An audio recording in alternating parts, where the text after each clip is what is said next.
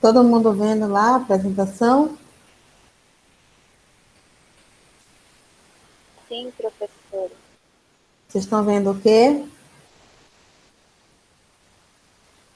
A capa. Estética facial, sua foto. Ok. Vamos ver se vai passar. Vamos ver se nós...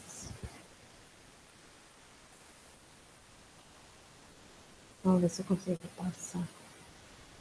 Ainda tem uma qualquer jeito. Pronto. Hoje, né, relacionado à nossa prática, falamos mais sobre alterações complementares. E dessas alterações complementares, eu pedi para vocês falarem, né, a característica e um tratamento estético do que vocês acharam relacionado a essa alteração, tá? Eu coloquei, eu tenho aqui, né, e é sobre isso que a gente vai falar hoje, né, sobre nossas alterações complementares.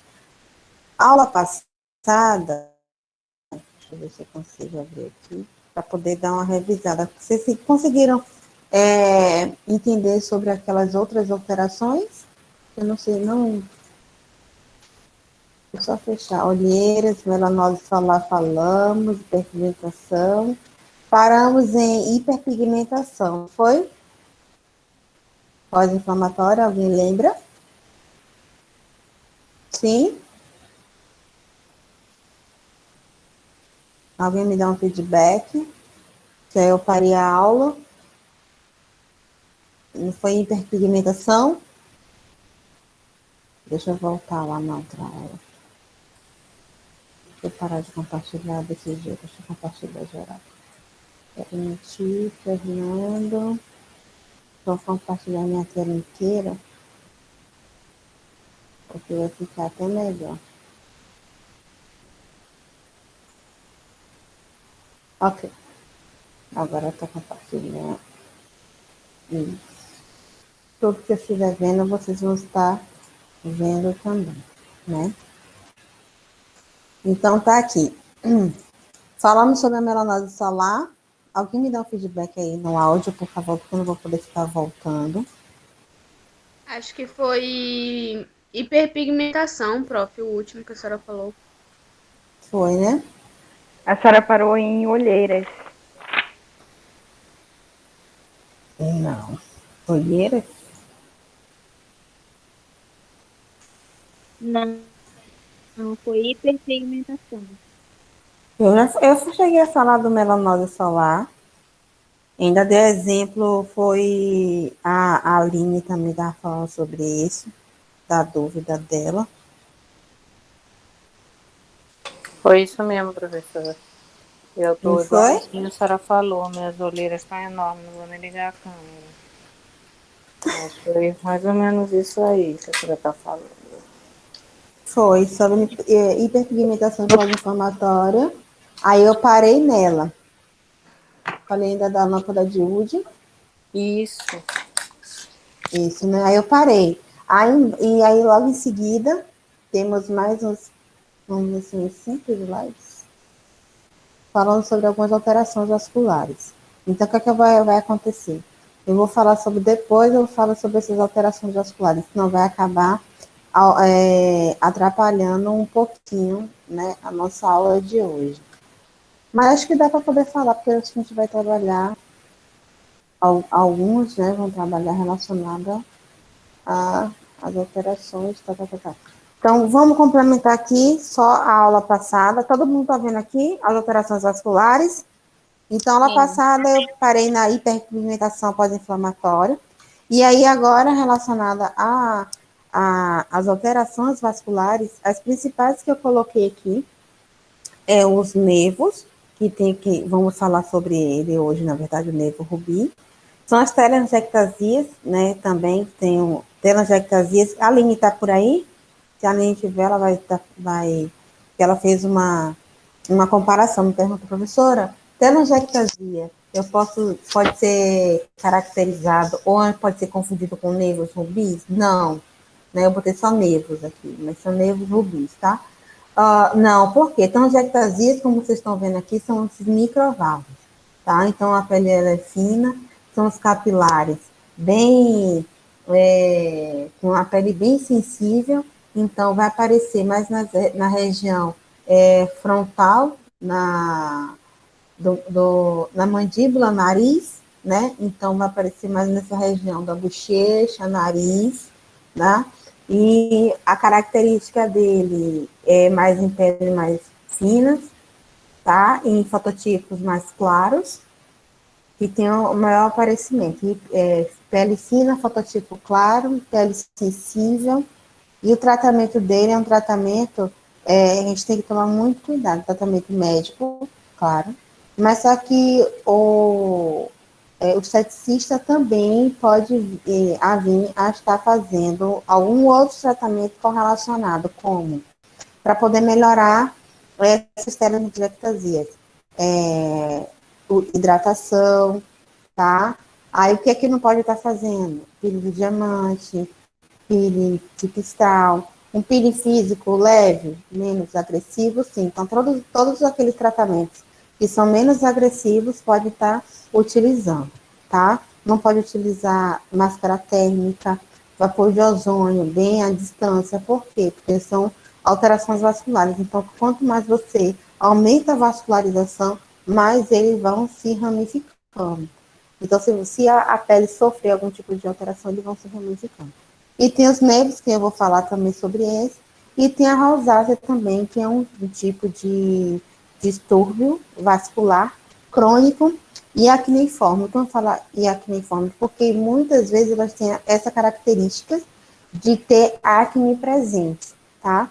Mas rosácea, ela também, além de ser distúrbio vascular e crônico, ela pode ter, quem tem rosácea vai sentir, quem está tanto no ambiente muito frio ou um ambiente muito quente, a pele vai ficar mais rosada, vai ficar mais avermelhada e vai sofrer aquela temperatura de acordo com o ambiente, tá? Então, isso aí é que vocês têm que identificar. E a região que ela vem aparecer também é na região mais da mandíbula e nariz, tá? Mandíbula maxilar, né? O maxilar, mandíbula e nariz. Prof, com licença, tem gente pedindo para entrar. Isso eu já ouvi aqui. Deixa eu ver se mais alguém aparece, porque tem que ir e ir. Deixa eu ver se mais. Tudo.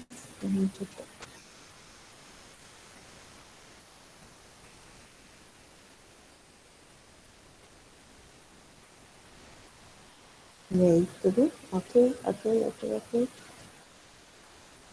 Pronto. Vamos lá. Voltando nossas alterações vasculares. Ok. Ainda sobre alterações vasculares, tem a cianose. O que é cianose? Cianose é aquela diminuição de circulação local. Quando eu digo diminuição, é totalmente zero, tá? Então, é quando aquela pele, né, fica literalmente roxa, né, bem roxa, preta, que aí vai diminuindo a circulação e depender da região, pode até necrosar, então tem que tomar muito cuidado.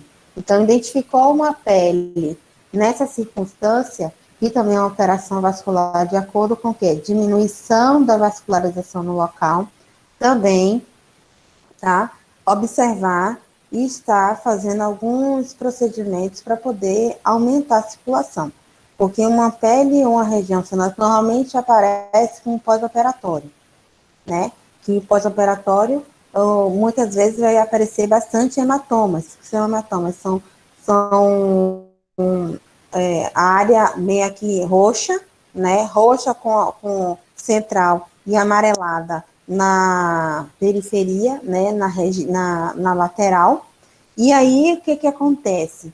Eu tive um hematoma, E aí esse hematoma foi se agravando, foi diminuindo a circulação ali local, né? Porque na verdade hematoma é aumento um pouco do aumento de vascularização por algum tipo de lesão.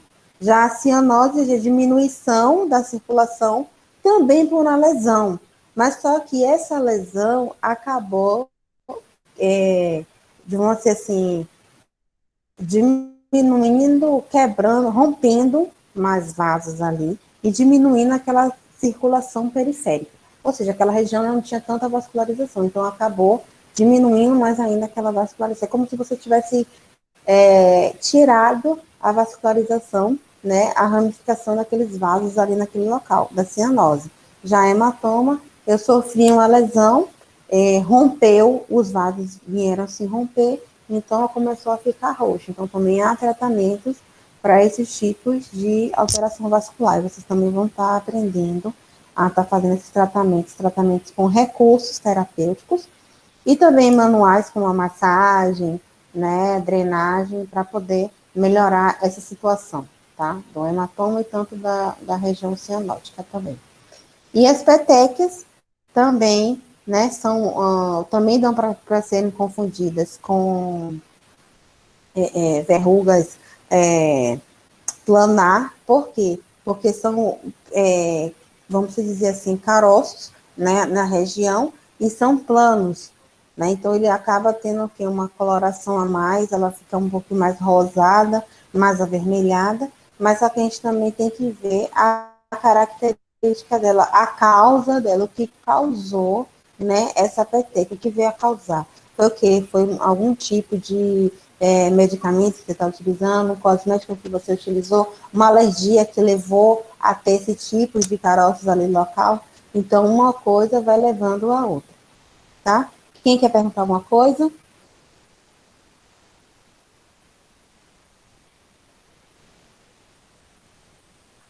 As alterações sólidas, temos os xantelasmas, né, que é uma alteração também relacionada à queratina, excesso de queratina ali local, mas só que o xantelasma ela aparece mais, ele, na verdade, né, ela aparece mais na região do pálpebra superior e pálpebra inferior. Então, um excesso de queratina, mas só que de forma plana, tá? Então, ela vai de forma plana como o milho, também é uma alteração sólida, mas só que o milho também de queratina, mas só que ele é pontual. Já o xantelasma, ele é plano. Então, querendo ou não, é uma alteração da queratina. Se você vai retirar, mas de qualquer forma, ela pode vir a voltar, com menos intensidade, mas sim ainda volta. Temos o cisto sebáceo, que o cisto sebáceo, como eu já falei com vocês, é um cisto, e ele é um pouquinho, tem aquele excesso de sebo, mas um sebo um pouquinho mais rígido, né? Então, você precisa aqui fazer um furo para poder fazer a extração, ou depender do local, da região, uma intervenção médica, tá?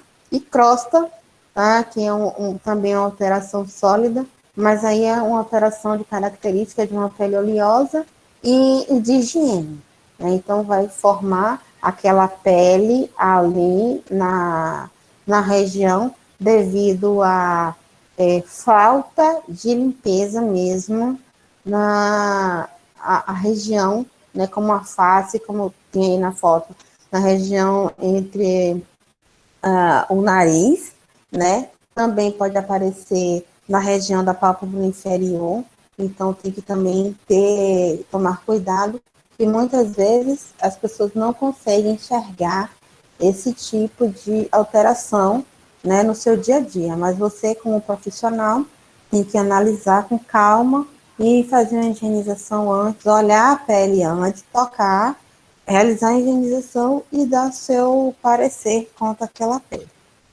Ainda temos, como alterações sólidas, temos as verrugas, que eu também vou falar, né? Temos o milho, e aqui, deixa eu ver aqui também, que é um tipo ceratoses, mas aí também dá para poder confundir com melanose solar, tá?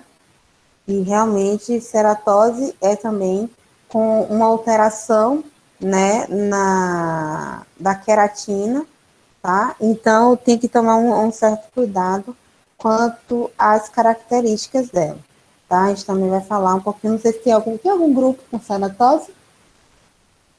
Eu coloquei? Acho que não lembro. Depois deixa eu dar uma olhada para ver. Acho que eu não coloquei essa característica na Não, apresentação de prof, pra pesquisa não. não, né? Na alteração de PI não coloquei, não. Pantelasma, cortes, verrugas, mínimo, hematomas, petetes, tá. Não coloquei, não. E tem o milho, né, que eu vou falar também, já já. Algumas alterações líquidas. Deixa eu voltar aqui, rapidinho.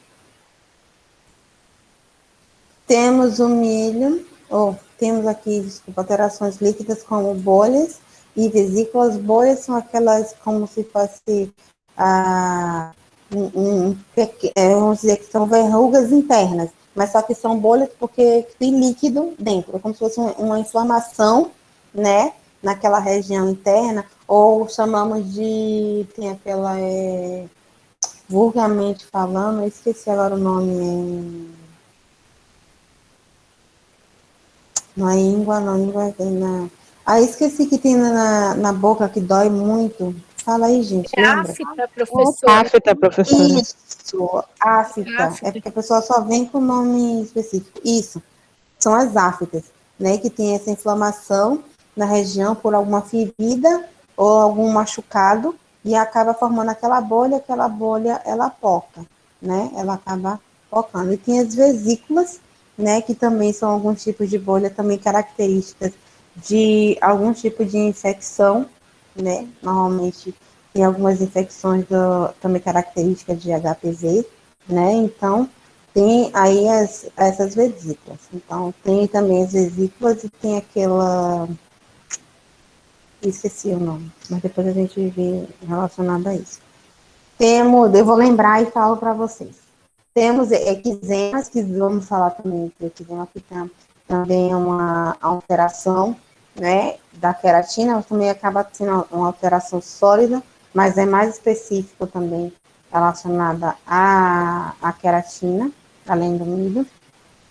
Temos também eczemas, temos a psoríase e a hiperqueratose, tá? Que são algumas alterações da queratina.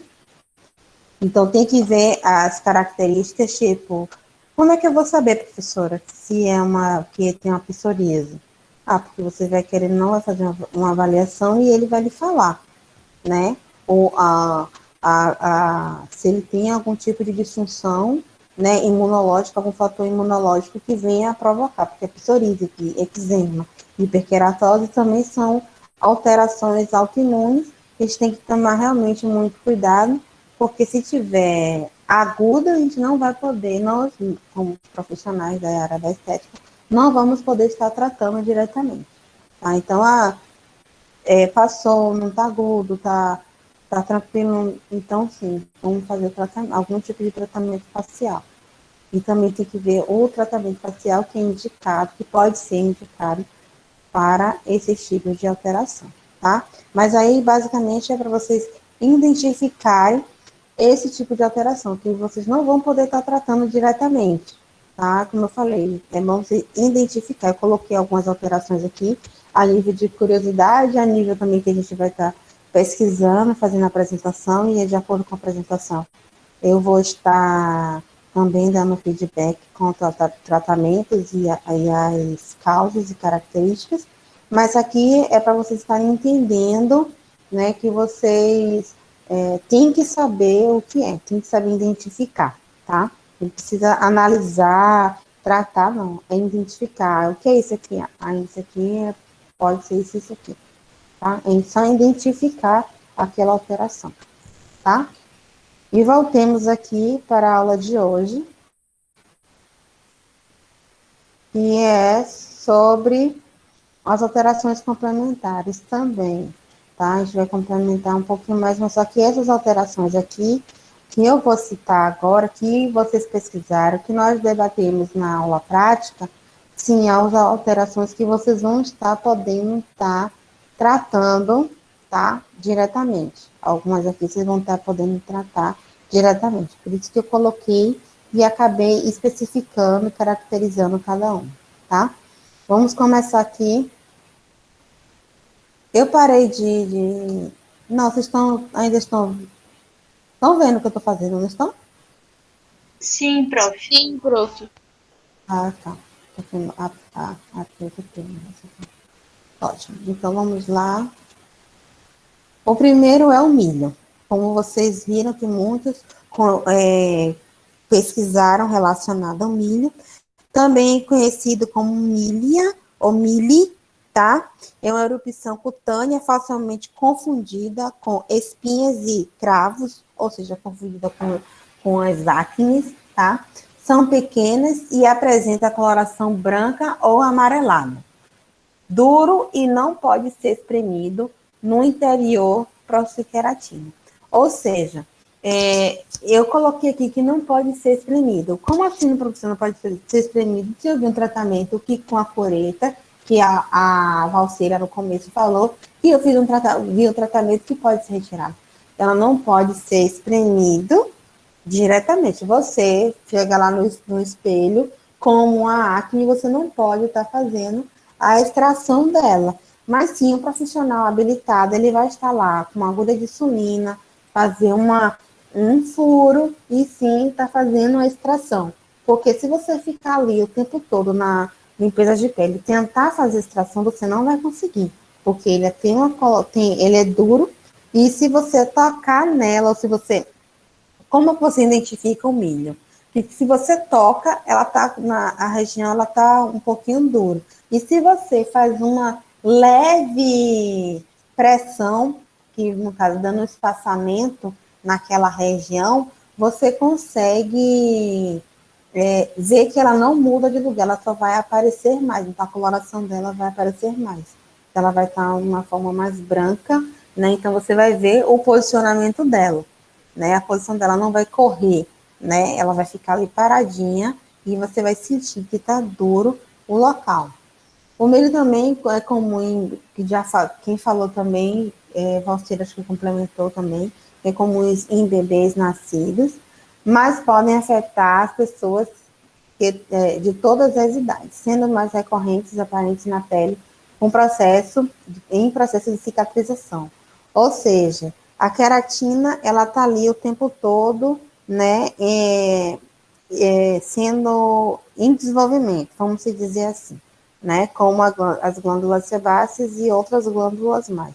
Então, querendo ou não, a queratina, né, querendo ou não, é uma célula que faz parte do nosso sistema, ela vai estar ali sendo alterada, porque a pele sofreu algum tipo de processo na cicatrização, e que ela vai fazer o quê? Ela faz parte da cicatrização, da proliferação dos fibroblastos, né, fibroblastos, queratina, para poder fazer a remodelação celular. Então, ela acaba proliferando e sendo aparente mais nessas regiões, como eu falo aqui, como processo de cicatrização aparece mais nesse processo. Mas quem tem algum tipo de alteração também na queratina, ou tem algum tipo de alteração, ou sofreu algum trauma, algum impacto na região, ou de acordo também com o envelhecimento, que vai aparecendo também ao tempo, também vai aparecendo de acordo com o envelhecimento. A queratina vai sofrendo, nosso organismo todo, ele vai sofrendo uma certa disfunção, querendo ou não, ela vai aparecendo mais, tá? Se concentram ao redor dos olhos, nas pálpebras e bochechas, mas podem aparecer em qualquer lugar do corpo. Ou seja, vamos falar relacionado à face. Então, na região de pálpebra superior e inferior, o que é mais difícil de você vir a retirar na pálpebra superior. Porque pálpebra superior você não consegue, né, ter um suporte para estar fazendo uma pressão e fazendo furo e extração. E uma região que dói muito. Por quê? Porque é uma região muito sensível. Não tem nem tem mais do que a parte óssea e não tem cartilagem. Então, só tem um orifício, né, ósseo, e querendo ou não, quando você vai posicionar a pele, normalmente se for uma pele mais madura, que está um pouquinho mais flácida, fica mais difícil ainda de fazer a retirada, e acaba machucando. Então, a gente tem que ver qual realmente um tratamento é a melhor forma de estar fazendo a retirada desse tipo de disfunção, lesão, né? Porque tem que medir. Eu posso fazer esse tipo de extração, o paciente ele vai aguentar relacionado à dor, vai ficar um pouquinho mais vermelho, vai ficar roxeado, vai ficar manchado. Então, a gente tem que ver a forma de estar fazendo essa extração aí, tá? Prof, ele é dividido também em primário e secundário, né? Sim, relacionada a primário e secundário, é que relacionada à coloração dele. Porque quando ele está em forma esbranquiçada, é como se dizer assim, ele não está maduro o suficiente, ele não está bom para poder retirar. Quando ele está na forma mais amarelada, aí sim, né, na verdade, quando ele está na forma amarelada, ele não está na forma correta de se retirar. Mas quando ele está na forma mais um pouquinho branca, e quando você, como eu falei, quando você faz a estica a pele e você consegue enxergar ele, né, que ele está bem branquinho, aí você, né, faz o furo e retira, como eu coloquei aqui, ó, a extração é retirada somente quando estiverem bem esbranquiçadas e salientes em relação à pele, ou seja, quando ele estiver bem, né, que você tocar, porque tem muitos que você toca e você nem sente, só a pessoa o tempo todo tocando que vai sentir, mas visivelmente, como você vai fazer uma avaliação visual, você não vai conseguir enxergar ele, mas na avaliação do toque e quando você faz esse estiramento, você consegue ver ele mais esbranquiçado, aí sim você consegue fazer a extração. Por isso que eu falei que vocês têm que ver relacionado ao nível dele, a forma que você tem que ele se encontra para poder estar fazendo a extração, porque nem vocês, até depender do nível que ele se encontre, mesmo furando, vocês não vão conseguir tirar. Então, tem que também observar a forma que ele se encontra, a característica dele, para poder estar tirando, tá? Você achou alguma outra coisa, Ana? Não, eu tinha visto isso mesmo, né? De se dividir em primário e secundário, mas o que eu anotei também foi mais do que a senhora falou nos primeiros slides, né? Sobre aparecer nas bochechas, nariz, em criança também, né? Em recém-nascido, na verdade. E o secundário dizem que ele pode estar relacionado também à doença de pele. Acho que por ser um pouco mais sério, não sei. Eu vou analisar direitinho relacionado a isso e posso estar passando para você, tá? Tá. Alguém ficou com mais dúvida relacionada a primário e secundário? Eu vou pesquisar direito e aí eu mando para vocês o arquivo. Viu? O que eu achar, aí eu mando para vocês e coloco. Tá Alguns bom. podem, alguns podem apresentar-se ao nível da pele ou não evidenciar uma cor definida. Sendo assim, o conteúdo está disposto profundamente e não é possível extraí-lo, ou seja, de acordo com a coloração dele, de acordo com o nível que ele se encontra, é como se ele estivesse esperando aquele. Na verdade, você vai extrair ele quando ele tiver com aquele excesso de queratina ali local, na região, aí sim, você vai poder tirar ele. E também estão falando aqui relacionada à profundidade do conteúdo. Aí você tem que ver a região que se encontra. Lembra que eu falei relacionada à pálpebra superior? Essa região, muitas vezes, tem muita pele. Então, ele fica disposto muito profundo. Tem muitos que ficam até na pálpebra inferior e na região interna da mucosa, que é muito mais difícil. Muitas vezes não dá nem para poder tirar.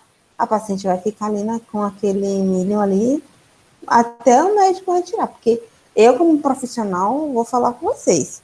Se está na pálpebra inferior e na região da mucosa ali, do ocular, eu não tiro, nem mexo. Tá? Então, é melhor a gente saber até onde dá para poder trabalhar, tá?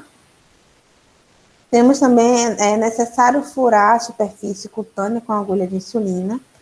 Com a ponta da agulha, penetra por cima ou na lateral, rompendo a pele e criando um canal de saída para o seu conteúdo. É necessário fazer uma leve pressão várias vezes no mesmo local, o que requer cuidado para não machucar machucar demais a pele. Ouça, como eu falei também, né? Então tem que ver como é que está, o nível, a coloração, fazer aquela avaliação. Porque quando a gente está ali no calor da emoção, a pele da cliente tem tanta acne, tem tanto comedão aberto e fechado, que você quer tirar tudo que encontrar pela frente.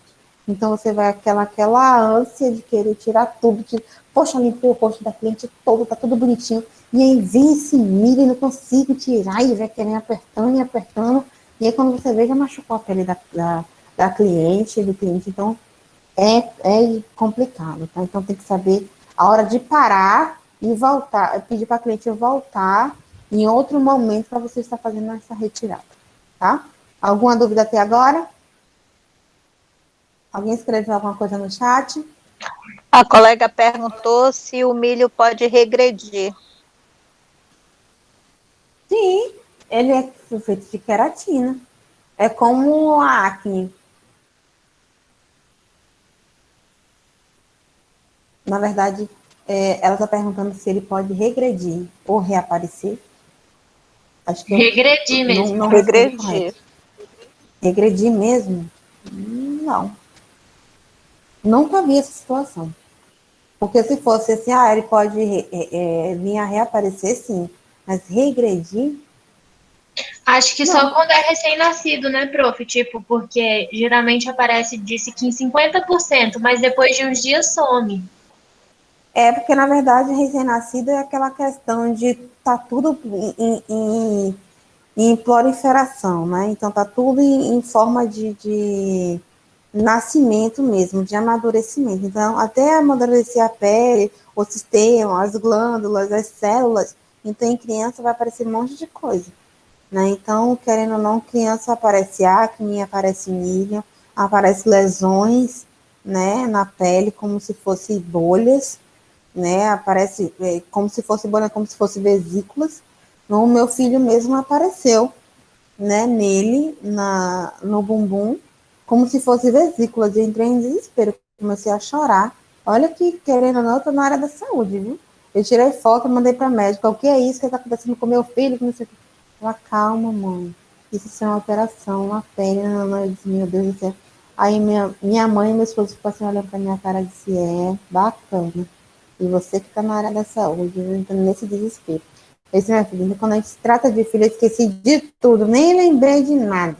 Mas, querendo ou não, quando se dá em bebê tem que ter uma certa cautela e não mexer. Porque uma hora aquela alteração, quando a pele tiver amadurecido o suficiente, vai acabar sumindo. Então, nesse caso, há uma certa regressão em bebês, como a Ana falou, analisando esse lado fisiológico, né? Que a gente tem que começar, quando a gente entra em uma questão, uma discussão sobre algum assunto, eu primeiro penso no lado fisiológico da questão, para poder analisar e chegar em um ponto em comum. Mas sim, pensando nesse lado fisiológico do bebê, há uma certa regressão. Mas, relacionado ao adulto, não. Ele vai chegar naquele nível e vai ficar. Aí vai, tipo, é como se fosse aquele excesso de queratina, aquele nível ali do milho. Chegou, ficou esbranquiçado, vai ficar visível quando a pessoa olhar no espelho, vai incomodar. Quem incomodar, né? Quem vai incomodar vai querer te retirar, ou se não incomodar, tem gente que mexe tanto que acaba tirando, rasgando a pele com a unha e retirando. Então, isso aí é mais regredir, não. Tá? Mais alguma outra pergunta?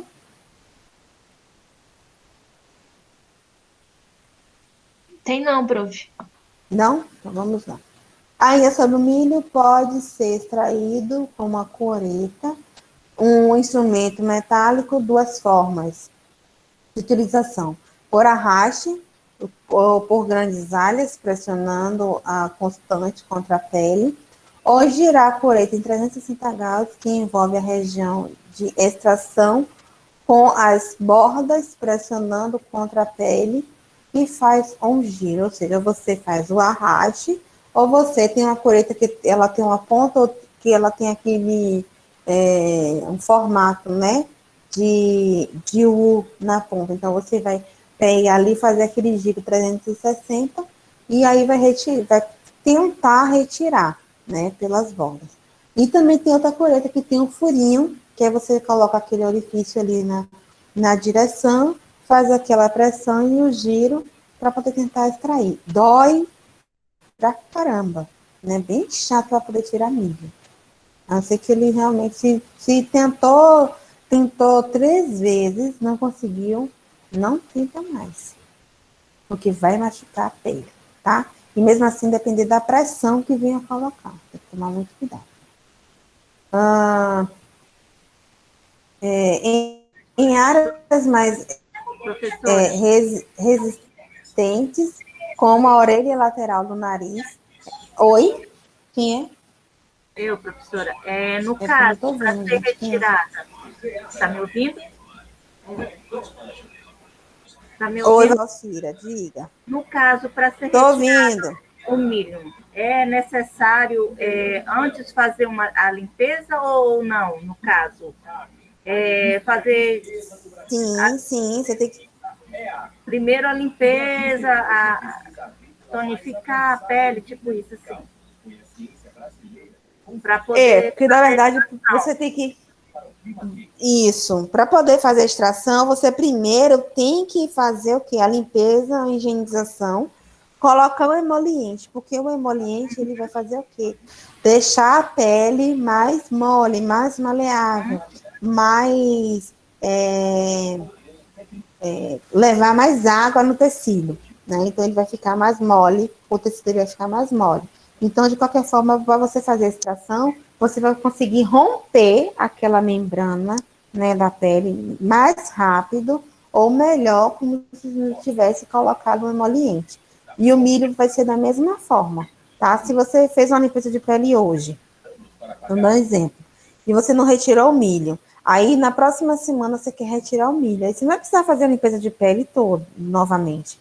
Você vai aplicar o emoliente naquela região, vai fazer para amolecer mais aquele tecido, né, deixar o tecido mais emoliente, e aí depois, né, vai fazer o furo naquela região e tentar fazer a extração do milho. Essa é uma forma, né, que tem de tratamento para retirada do milho, mas tem que tomar muito cuidado. Outra pergunta, alguém colocou alguma coisa aí no chat que eu estou ouvindo? Professora, eu levantei a mão. Na Diga. questão assim, quando a pessoa, como a Valcira perguntou, ela vai fazer a limpeza, mas se ela tem muitos milhos e tem muitos comedões, aí você faz primeiro uma parte, depois, outra semana, você faz a outra, não é isso? Ou vai fazer tudo de uma extração só, um dia só? Não.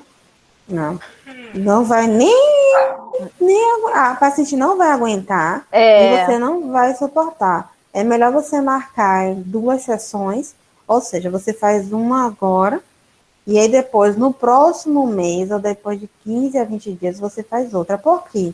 Nem depois Cobra de uma separado, semana. né, professora?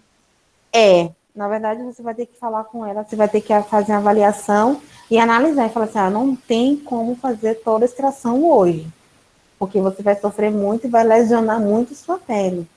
Mas eu vou tentar retirar o possível, a gente vai ter que fazer outra extração. Nem que a outra extração você cobre um valor a menos, né, do que o valor de anestesia de pele mesmo normal. Mas que você tem que fazer um tratamento e analisar e fazer de 2 vezes, tem. Porque se é a primeira vez que a paciente faz uma limpeza de pele, se é aquela paciente que é a primeira vez dela de limpeza de pele que ela nunca fez, você vai demorar 3 horas de relógio para poder tirar tudo. E não vai nem conseguir. Ou seja, 3 horas de relógio, foram 3 limpezas de pele que você fez. Ou 2, pelo menos, né? Que 1h30 de cada, vamos se botar. Uma limpeza de pele bem feita é 1h30, 2 horas. para poder estar fazendo.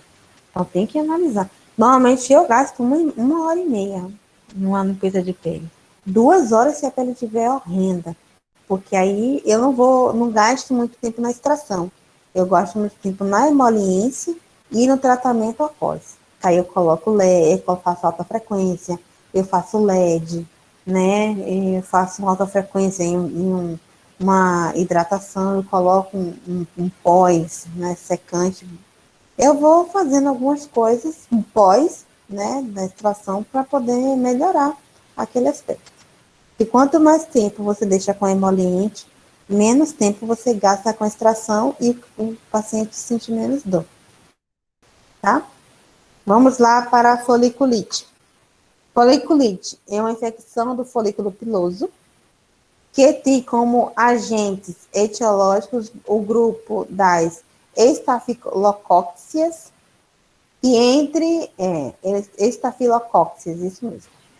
Entre as foliculites que afetam o couro cabeludo estão, isso é o couro cabeludo ou o pelo em si mesmo, tá? Foliculite ostial caracteriza-se por pequenas pústulas muito superficiais, centradas por pelo, atingindo qualquer área do corpo. Em crianças, pode-se encontrar no couro cabeludo e em adultos na face lateral, que é, na verdade, anterolateral das coxas e das nádegas. E mais relacionado à parte corporal, que muitas vezes, quando a gente encontra foliculite na parte, né, das coxas, lateral, posterior de coxa e glúteo, é mais por falta de circulação mesmo no local, que você acaba prendendo, né, aquela circulação ali e acaba inflamando aquele folículo, né, e não há circulação, a falta de circulação, então acaba formando foliculite ali no local.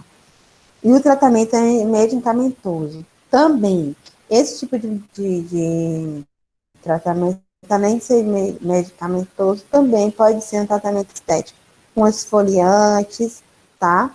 Com um tipo de ácido também, como a gente estava falando, relacionado a alguns tratamentos. Temos aqui foliculite no glúteo, né? Peraí, filho, eu não estou ouvindo. Geralmente dá muita foliculite no glúteo. Isso, porque, como eu acabei de falar, relacionado a usar calça muito apertada, né? Quem usa calça jeans diariamente, não é nem calça apertada, mas calça jeans apertada diariamente, né? Quem fica muito tempo sentada, tanto na parte posterior do glúteo e parte posterior, pode ter certeza, vai aparecer. E aqui eu coloquei uma característica da foliculite que aparece no caso dessa foliculite que a gente acabou de falar, que é no caso aqui, ó, essa foto aqui, deixa eu ver se vocês dão para poder ver, eu vou aumentar um pouquinho, ela vai acabar ficando por cima das outras, mas vai dar para poder vocês enxergarem. Essa aqui é uma forma, vou tirar esse daqui. Meu Deus. Isso é um folículo que acontece. Esse aqui é o nascimento, né, do folículo. Ele vem nascendo até aqui, é normal. Quando chega aqui na pontinha da epiderme, na pele, ele vai fazendo a curvatura. E essa curvatura, na verdade, que eles falam relacionada a essa foliculite ostial, né? Que acaba tendo pequenas pústulas muito superficiais centradas por pelo. Ou seja, ela vai sendo centrada por pelo porque ela acaba ficando inflamando aquele pelo, aquela região. Por quê? Porque o nascimento dele já está um nascimento curvado e acaba inflamando, né, o local. Ou seja, o pelo em si, quando ele nasce curvado, vai curvando e vai inflamando e vai causando essas vermelhidões no local. Então, quando causa uma vermelhidão, se tiver bactéria ali ao redor, se tiver fungos, vai ficar, vai causar, né, umas pápulas e pústulas ali no local, tá? Do pelo. Então, ele vai acabar, né, formando, tendo essa inflamação aí nessa região. Quem perguntou alguma coisa que eu ouvi aí, alguma coisa aqui? Eu levantei a mão, professora. Na então, verdade, diga, Mari. esse folículo, quando acontece de dar esse folículo, a haste do pelo também não sai, né? Ela curva e entra para dentro da pele, não é isso? Isso, a haste, né, a ponta do pelo, ela vai furando, então ela já nasce dessa maneira. É como se diz, como se fala de pelo encravado. Ah, o pelo está encravado. Por que o pelo está encravado? Porque ele nasceu curvado. É como se você tivesse feito algum tratamento. Muitos já nascem encravados, já nascem curvados. Mas alguns fazem tratamento de epilação, principalmente a cera, que puxa de forma que o pelo, em vez de nascer da forma que ele está vindo ali, porque você tem que, para você fazer a epilação, quem é da área de depilação sabe o que eu estou falando.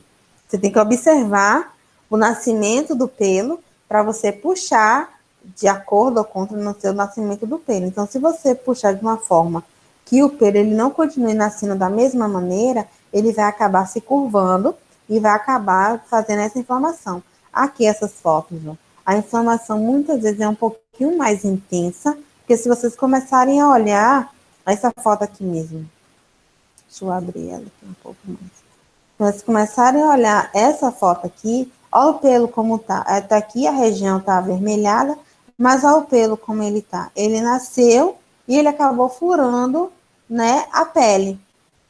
Porque, querendo ou não, a força que ele tem é a força que fura a pele, sim. Né? O pelo, ele chega a furar a pele, sim. Então, temos essa preocupação também de analisar a característica desse pelo. Lembra que eu falei relacionado à foliculite, que também podemos estar fazendo esse tratamento? Faz o quê? Faz a extração, você vem com uma pinça, retira esses pelos, e aí faz o quê? Alta frequência e tratamento também com a indicação de algumas pomadas, como eu falei, né, anteriormente, e acaba dando um bom resultado. Agora, tem que observar, indicar um tratamento com laser, ou fazer um tratamento com depilação mesmo, mas só que é uma pessoa que faz a depilação que saiba fazer a retirada, né? E também tem esse critério. Quem é que quer falar alguma coisa? Eu tinha muito problema com foliculite quando eu fazia depilação com cera. Gente, ficava horrível. Isso aqui tá bonito, essas imagens que tu tá mostrando. Eu falei, não dá não para fazer isso. Aí foi que eu resolvi fazer a laser. Bem melhor. Deus me livre, era horrível. Ficava muito feio. Porque querendo ou não, o pelo ainda nascia grosso, né? Que na verdade o seu pelo ele não era retirado do folículo, ele era partido. E o partido da forma que ele era partido, quando ele nascia, ele já nascia da mesma forma e nascia, né, curvado e machucando a pele. E quando a gente faz o laser, tanto luz pulsada como o laser mesmo, ele vai, ou a eletrólise, né, que a Aline também estava com dúvida relacionada a isso, que ele vai diretamente, né, no folículo e faz é como se fosse queimar o folículo, ele procura o laser, a luz pulsada, ele procura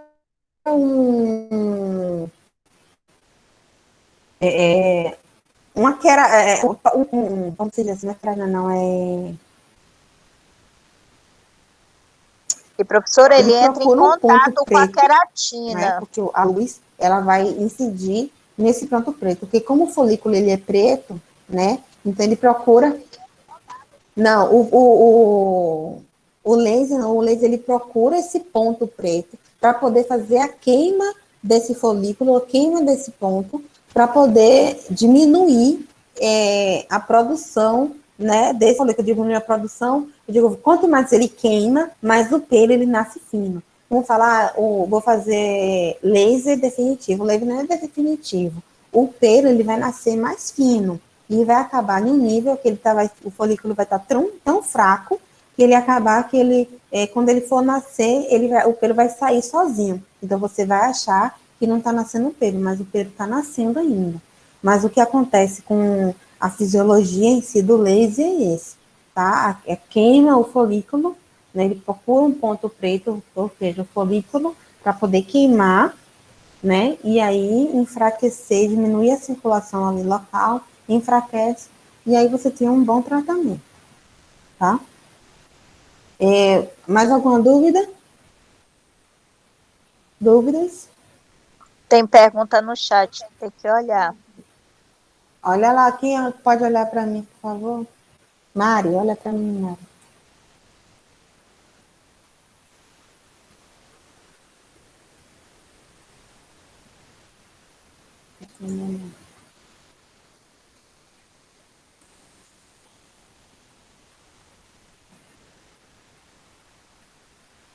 Ah, tá. A Valcira que está falando, faça a cera a favor e puxa contra, dependendo do caimento. Com agulha de insulina também pronto, para retirar o pelo. Então, ela está dando aqui a sugestão da forma, né, de colocar, de retirar, fazer a epilação e fazer a retirada também do pelo. Quem trabalha nessa área, Desencravar o pelo. Desencravar o pelo. Acha, se for muito como era o meu, não dá, não. Imagina, um por um, nossa. Mas isso aí é uma questão que acontece, né? Na verdade, quando aparece mais foliculite, nesse nível, né? Aparece mais em homens mesmo, mais na região do pescoço, né? Barba, pescoço. E aí vai aparecendo, vamos lá. Temos aqui também a folícula decavante, que representa por pústulas superficiais, deixa eu aumentar aqui, que após a melhora do quadro, evoluem para a atrofia do folículo e a queda definitiva do pelo comprometido. Tem evolução crônica e acomete mais em homens adultos. É encontrada nos pelos do couro cabeludo e nas barbas. Essa foliculite também decavante, tá? Tem a foliculite da barba ou cicose, né? Acomete no gênero masculino, caracteriza-se com a localização da barba, tem característica crônica também, por causa da perda definitiva do pelo e das pústulas podem formar placas infiltradas, ou seja, isso também é uma característica do gênero masculino. A maioria, na verdade, do foliculite tem a característica mais masculinas ou também na região, né, da virilha, mas como a gente está falando mais relacionada à região facial, né, eu coloquei mais essas características aqui, que aparecem mais em homens, e em barbas, quem vai trabalhar, né, na verdade, facial, vai fazer uma limpeza de pele, pode vir também apresentar, né, ver um homem e apresentar essa característica, ou que queira também fazer a barba, porque eu já vi também tratamentos com foliculite, que você faz esse tratamento e depois você também faz a barba do seu paciente, né? Então, também tem esse fator. Temos também a pseudofoliculite, né? Que os fios de cabelos encravados. É uma disfunção na qual os fios de cabelo, após surgirem na superfície, como foi aquela, né, que eu mostrei um pouco, da foliculite também, caracterizada também como pseudofoliculite, e que provoca um aspecto de foliculite.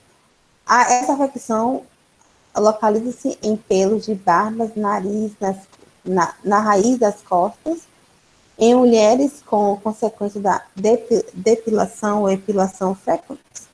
Tá? Então, tem pelos encravados com aspecto de foliculite, que vai acabar inflamando também aquela região, levando a pápulas, a pústulas também, depender da característica e depender do tratamento, se tratou ou não, ou depender da região, ou a forma de higienização que se encontre.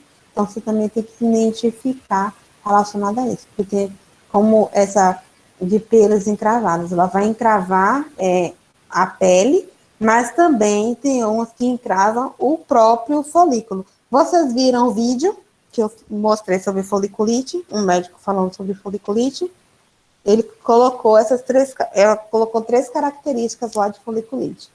Depois vocês dão uma olhada, por favor. Temos aqui as verrugas, tá? Relacionado às verrugas, né? A proliferação benignas da pele causadas por papilomavírus humanos, que é o HPV. A infecção ocorre nas camadas mais superficiais da pele ou mucosa, ou seja, na região interna, né, de alguma mucosa na parte interna. Ativa o crescimento anormal das células da epiderme, ou seja, depender do nível que se encontre, um crescimento anormal dessas verrugas. Eu coloquei aqui algumas características que eu achei mais importante e está citando para vocês. Tem os 2 sites também que eu coloquei, que eu achei interessante, quem quiser pesquisar mais um pouquinho, sobre os tipos de verrugas e as fotos e algumas coisas mais, tem aqui, mas eu também coloquei aqui, tem a verruga filiforme, que são finas e alongadas, e surgem principalmente na face e pescoço de indivíduos mais idosos, tá? Eu coloquei aqui essa daqui, mas aqui essa filiforme é porque eu não encontrei em um rosto especificamente idoso, tá?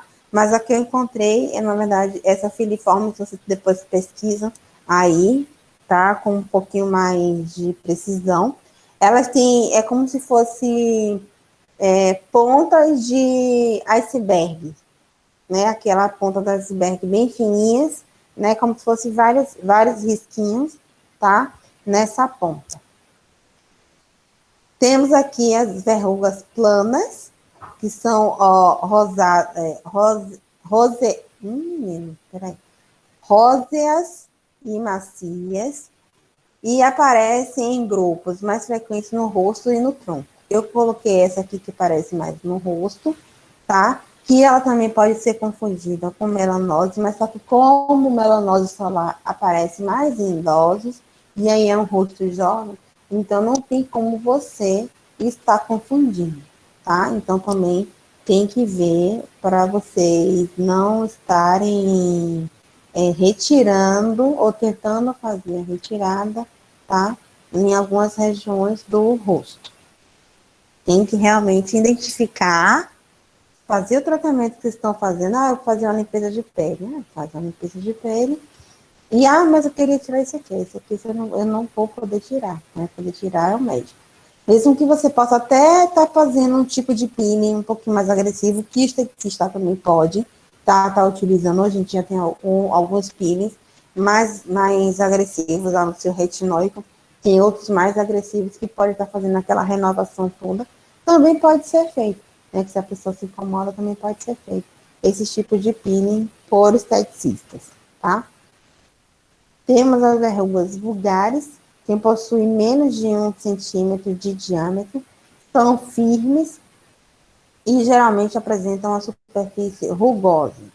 Podem ser arredondadas ou disformes e sua coloração pode ser da cor da pele, cinza, amarelada ou marrom, tá? Aqui eu coloquei essa foto, e essa foto aqui tá clara, dá para vocês verem que ela é basicamente quase da cor da pele, só tem um tonzinho assim acima da coloração da pele, mas é quase da mesma coloração da pele. Dá para vocês estarem fazendo a retirada fácil com jato de plasma, dá para poder retirar pela raiz. Já o médico, ele ia fazer, né, a retirada Hoje, ele, dependendo do médico, ele pode também fazer retirada com jato de plasma. Mas antigamente, nesse caso aí, ele retirava com ácido ou com nitrogênio líquido, que também dava para poder fazer a retirada, a crioterapia, tá? Hirsutismo. Alguém ficou com alguma dúvida?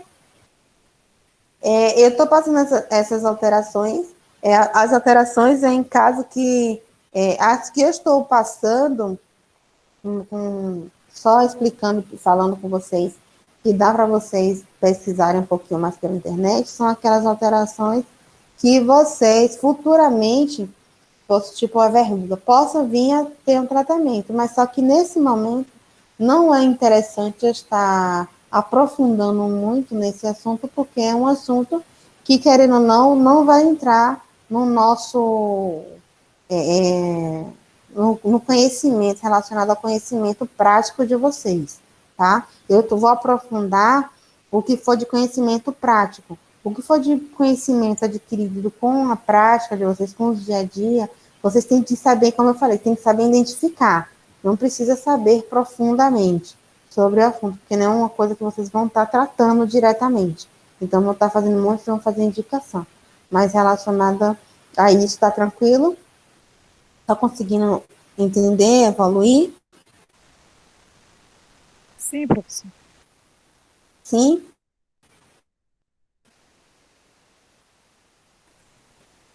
Sim. Sim, pessoal, tranquilo? Sim, ok, tá bom. Tá bom. O hirsutismo, né? Como já foi dito também aqui, é crescimento indesejado de pelos com padrão masculino no rosto, no peito, nas costas de mulheres. Então, tem lá na ficha de avaliação, isso tudo que eu estou falando também, e que eu vou falar na próxima, que eu falei na aula passada e hoje, vai estar lá na ficha de avaliação de vocês. Então, é critério que vocês têm que saber o que é e marcar se tem ou se não tem, tá? Para poder também saber o tratamento ou evolução que venha a ter, ou caso de conhecimento mesmo relacionado àquela cliente, tá? O hirsutismo pode ser um resultado excessivo de hormônios masculinos chamados de os andrógenos, ou seja, aqueles andrógenos, aqueles hormônios masculinos, tá? Também está ligada ao aparecimento dessa alteração, tá? Isso. E uma coisa interessante, eu coloquei a foto aqui. Essa foto aqui tem aqui uma foto de um lateral do queixo da cliente, né? Da face lateral do cliente, não. De uma foto que eu peguei. E essa foto, se vocês olharem bem, ela tem bastante comedões e ela tem, se duvidar, demorar um pouquinho, ela vai aparecer algum tipo de acne. Alguém quer falar alguma coisa que ligou o microfone? Então, querendo ou não, o Excel não apareceu nenhum índice de foliculite. Ou seja, o que é que eu quero dizer aqui para vocês? Que ela tem excesso de pelo na região, mas só que ela também tem comedões e acnes na mesma região. Viram aí que, querendo ou não, são orifícios diferentes? Não tem como se confundir. Se eu tiver também ali, como eu estava falando sobre, deixa eu voltar aqui, ó, que eu lembrei agora, sobre a foliculite. Lembra que eu falei aqui, ó? Aqui tem o aparecimento, aqui nessa foto abaixo do rapaz. Aqui em cima eu tenho um acne. Aqui embaixo eu já tenho um pouquinho mais de foliculite, que já tenho aqui uns pelos encravados, né, com pápulas e pústulas. Aqui também capilar, tem pápulas e pústulas, mas só que aqui eu tenho um pelo já encravado, né, a pseudofoliculite, eu já tenho aqui a pseudofoliculite, eu já tenho a foliculite aqui, ó, hostil, que vai aparecendo mais na região da barba, com pápulas e pústulas. E aqui em cima eu tenho um acne. Então, querendo ou não, a gente tem que saber caracterizar ou saber o que realmente é isso aí para poder estar vendo o melhor protocolo, o melhor tratamento, tá? Então, querendo ou não, a gente tem que saber o que a gente está tratando, ou pelo menos identificar para tentar tratar ou fazer uma melhor indicação, tá? Porque até se você fizer a indicação errada, aí a cliente não volta mais e também fala mal de você o tempo todo. Nevo rubi, né, que tem aqui essas características, eu coloquei essa foto, que é uma foto de umas costas, né, que querendo ou não, tem vários pontinhos, né, avermelhados, né, vários, e de vários tamanhos e níveis também, tá? Esse aqui, ó, tá um pouquinho mais avermelhado, mas só que ele já está, ok, mais,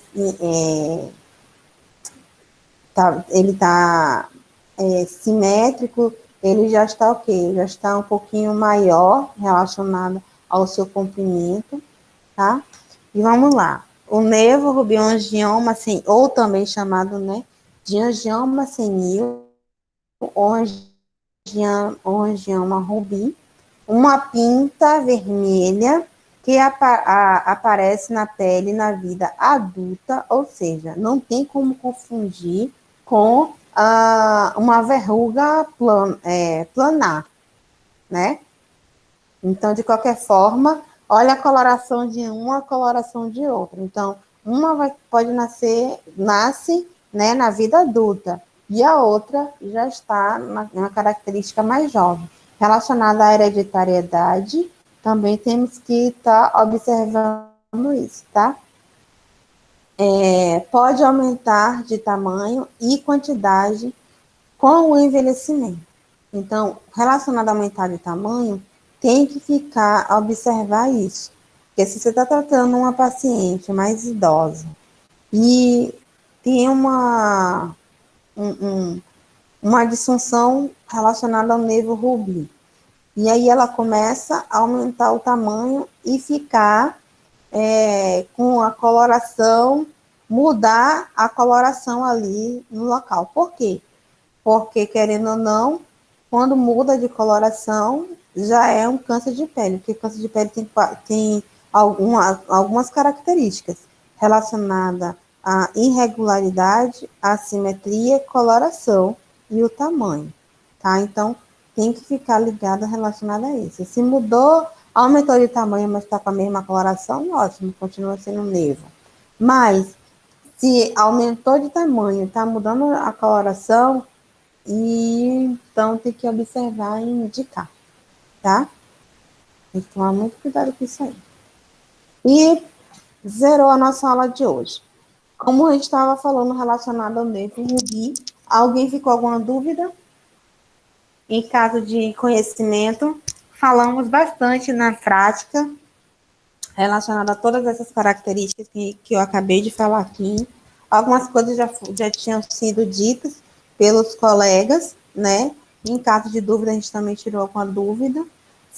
Ficou mais alguma dúvida relacionada a tratamento, relacionada à característica? A foto, alguma coisa mais? Prof, para mim, não. Kelvin, sim, mas queria saber sobre as verrugas vulgares. É aquela que... Tá. Peraí que Kelvin... Tá aqui, não. Deixa eu ler aqui que Kelvin... Sim, mas queria saber se a verruga vulgaris é aquela que tem um tipo do olhinho de peixe, popularmente falando, sim, é aquela mesmo. E ela é meio que é da mesma forma que essa que eu coloquei, Kelvin, mas só que ela aparece em outras regiões, né? É a mesma forma, só que ela aparece em outras regiões. Professora? Não. Fala, Leia, que eu estou ouvindo. Esse olho de peixe, a gente já viu hoje na aula, né, que as verrugas são causadas por vírus, então, muitas vezes, principalmente essas do olho de peixe, que aparece mais nas mãos, né, e nos pés, eu já observei em alguns casos que surge muito em situações de estresse ou com baixa imunidade. Aí elas tendem muitas vezes a desaparecer. Já vi em casos assim. Quando a gente fala em relacionada, a gente vai analisar. Quando se fala em relacionada a sistema autoimune, é por isso que eu falo, tem que ser feita uma avaliação. Porque quando a gente fala de sistema autoimune, tem que observar, né? Que se for uma característica da queratina, literalmente ligada à queratina e sistema autoimune, aí tem que ser uma pesquisa um pouquinho mais aprofundada, né? Um pouquinho mais relevante. Estou me referindo a essas que eu estou me referindo às que o Kel falou do olho de peixe. Ah, sim, olho de peixe, né? É a que você já presenciou, no caso, né? Já vi vários casos, assim. E então, tipo assim, muito estresse, muita coisa, e aí aparece e depois desapareceu. Tem muitos casos que aparecem mais na fase gestacional e depois diminuem, mas tem outras que permanecem. Então, casos hormonais também estão interligados. Então, a gente tem que começar, no caso, a aparecer uma cliente, você quer fazer um tratamento na verruga, então você tem que fazer todas essas perguntas e pesquisar sobre aquele tipo de verruga que aquela cliente tem, para você analisar um melhor tratamento, tá? Porque isso aí é uma questão bem... Porque existe várias, né? Como eu já citei, tem pelo menos mínimo 5. Então, de qualquer forma, se existe 5 dessas, então é bem complicado a gente tratar cada uma, entendeu? Então, é bom você ver a característica, pelo menos que eu coloquei aí, 4, e aí, se vier algum paciente que tem algum tratamento, você pesquisar ali, fazer a avaliação, pesquisa e faz o tratamento na próxima semana, no dia seguinte, tá? Se você não tem, por isso que eu falo, se você não tem uma certa segurança, você faz a avaliação, pesquisa, e aí depois indica o tratamento. Porque isso, até os médicos fazem isso. Eles nunca indicam tratamento logo de cara, a não ser que conheçam. Mas se eles não conhecem, eles analisam, eles identificam, e aí eles pesquisam para poder fazer o melhor tratamento, tá? Então, a gente também não tem que ter vergonha de pesquisar ali na hora, não, ou depois, para depois indicar um bom tratamento. O caso é fazer um bom tratamento, tá? Então, por hoje, encerrou a nossa aula, tá? Beijo, amores. Qualquer dúvida, coloquem lá no fórum a dúvida que vocês tiveram. E pesquisem mais um pouquinho sobre o assunto. E relacionada à eletrólise, eu vou ver se eu consigo um vídeo, a Aline, para poder a gente estar falando amanhã, relacionado a recursos, tá? Não esqueci, não. Viu? Prof. Oi, Ana. No feriado, né? Que a gente não teve aula, eu entrei no Blue para se reassistir